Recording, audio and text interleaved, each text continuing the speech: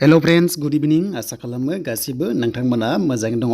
RRB निफ्राय गोदान official notice बेनो जाबाय एन्सार किज रिजाल्टनि सायाव आरो लोगोसे नोंथांमोननि गोदान एग्जाम डेट एनाउन्स खालामबाय।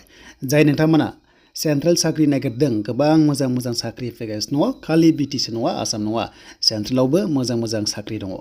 दा बेनो जाबाय जों फार्स्टआव एग्जाम डेट जों नायग्रोनोसै RRB निफ्राय फैनाय गोदान अफिशियल नोटिस।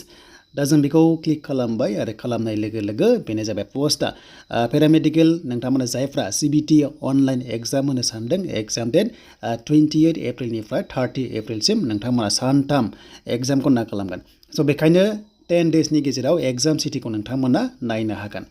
दा नोंथांमोना मोनबाय 10 डेजनि गेजेराव नोंथांमोननि एग्जाम सिटिखौ नायदो गुवाहाटियावनो जाखायो।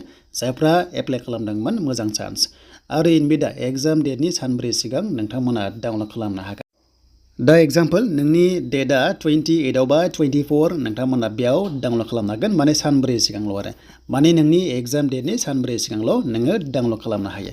आधार कार्ड नोंथांमोना लांफाथारनांगोन मानोना एग्जाम हलाव बाय'मेट्रिक नोंथांमोनखौ खालामनाय जागोन। दा बेनो जाबाय RRB निफ्राय एग्जाम डेट आरो कनस्टेबल जायनोखि RPF जुदि कनस्टेबलाव एग्जाम होदों दा फाइनालि नोंथांमोननि बेनो जाबाय एन्सार किज नोंथांमोना नायनो हागोन आरो लोगोसे बिनि डेट फोसावदों बे डेटसिमल' नोंथांमोना नायनो हागोन। एग्जामा जादोंमोन 2 मार्चनिफ्राय 18 मार्चनि गेजेराव। दा बेखायनो दिनैनिफ्राय नायदो नोंथांमोननिया लास्ट डेटआ 29 मार्च।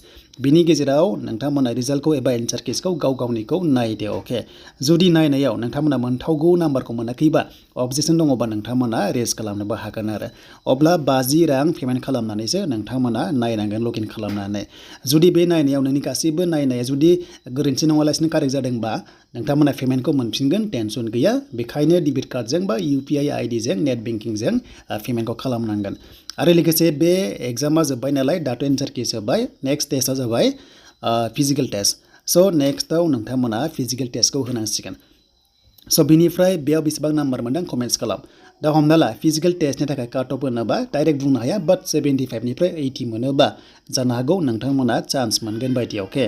बेनो जाबाय RPF जुदि कनस्टेबल एबा रेलवे पुलिस साख्रियाव आरो दा बेनो बे मे दानाव जानाय चान्सआ दङ। बेनो जाबाय फिजिकेल टेस्टआ।